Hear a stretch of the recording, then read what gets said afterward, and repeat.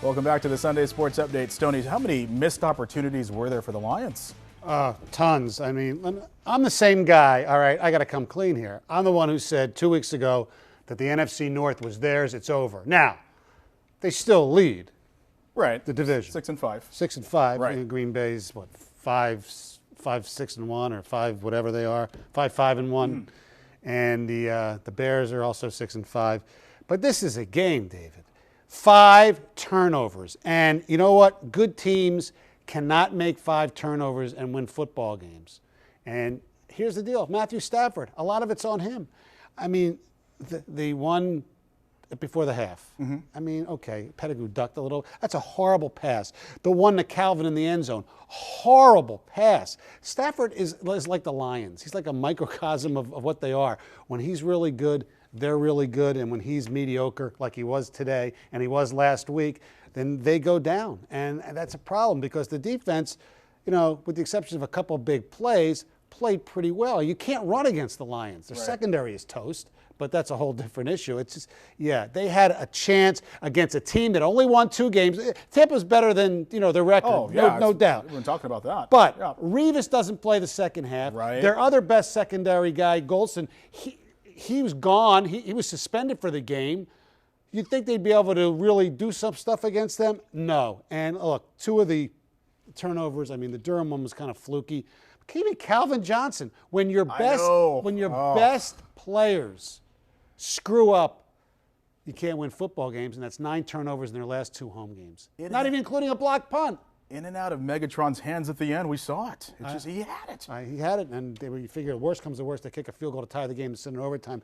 But they have to be able to win. I never thought they would lose this game. I didn't either. Against Tampa. Yeah. And now they set up a scenario where, you know, they haven't won on Thanksgiving since, 2003. My whole family goes, this should be, the first time my kids get to see them win on Thanksgiving. Because even if Rodgers does play, which I don't think he's going to play, the Lions should win this game, and they should have beat Tampa. Yeah, but you know what?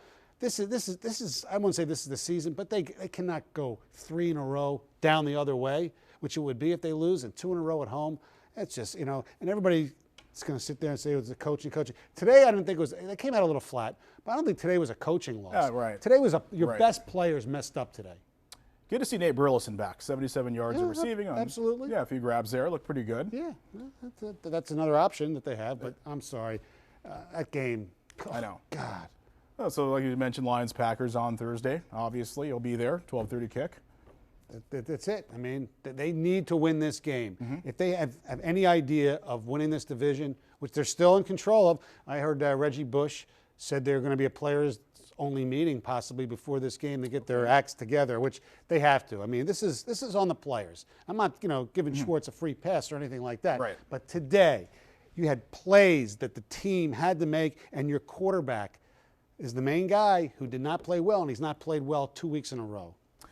We'll go NFL to college football. Michigan State continues to impress. Big Ten Championship sets it up now with Ohio State. December 7th. Beat the Buckeyes. I know Ohio State has some other game that they have this week, but Michigan State is just, and they're getting some offense now, and Connor Cook has been terrific. Langford's been good. They're making big catches, and we've talked about the defense all season long. They've been great, considering Isaiah Lewis got thrown out of the game for a questionable targeting call. Helmet collision. And they still were able to just knock the you-know-what out of Northwestern. And now they play Minnesota. Just finish it off the right way, and then in 2 weeks go into Indy. And please beat those Buckeyes, because unfortunately, the Buckeyes are not going to let up this week against Michigan and Ann Arbor. They're going to try to score 50 on the Wolverines. And Michigan is just, I don't know what to say. They lose this game, which they probably will. They're going to be 3-5 in the Big Ten. This is very much like Rodriguez's last year when they started off 5-0. Yeah. And they ended up, with a record of 7-5. Well, you got to beat those Buckeyes if you're Michigan. They're not going to beat. You got to try to beat them. They'll try, but they're not going to do it. Their quarterback is shell-shocked. Their offensive line stinks. And their defense plays well at times, but not exactly when they have to. And if Ross and Morgan don't play on Saturday because they were injured yesterday, Braxton Miller, Carlos Hyde, and Urban's going to try to score as many as he can because that's the way Urban is.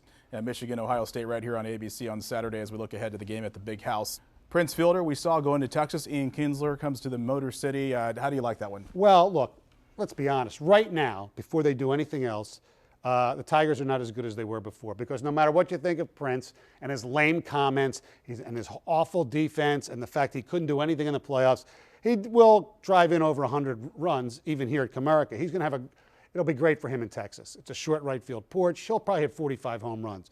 But to get out of that contract, which I didn't think they'd be able to do, to give them money to possibly sign Scherzer for a long term. You got Miggy coming up. That helps. Kinsler will help at second base. They need a type of player like he is, but they still need to make some other changes. They need a left fielder badly. They still need help in the bullpen. But I know a lot of fans are happy about Prince Fielder leaving. I think it's a good move in the long term, but don't kid yourself. They are going to miss him and his 100 RBIs unless they can pull something else like Beltran or something else out of the hat. Because Prince Fielder, you know, great backup to Miguel, great protection for Cabrera, just like he was for Ryan Braun. I mean, you put Prince Fielder fourth, guys win MVPs. That's a good point. Okay, Stonehead of the week. I'm going to give it to two teams. The fourth and fifth ranked teams in the country this week were the Baylor Bears and the Oregon Ducks. They lost yesterday, took a combined score of about 58 points. Baylor got the you-know-what destroyed, knocked out of them by Oklahoma State. And Oregon got shelled, dismantled by Arizona, coached by Rich Rod. So Oregon, Baylor, fraudheads, stoneheads. See you next week. He's Stoney from 97.1 The Ticket. Catch him and Bill weekdays 6 to 10 a.m. on The Ticket. We will see you again. Happy Thanksgiving to you. You too. Stoney's Stonehead of the Week is brought to you by Capital Mortgage Funding, the best mortgage banker. Call 1-800-LOW-RATE.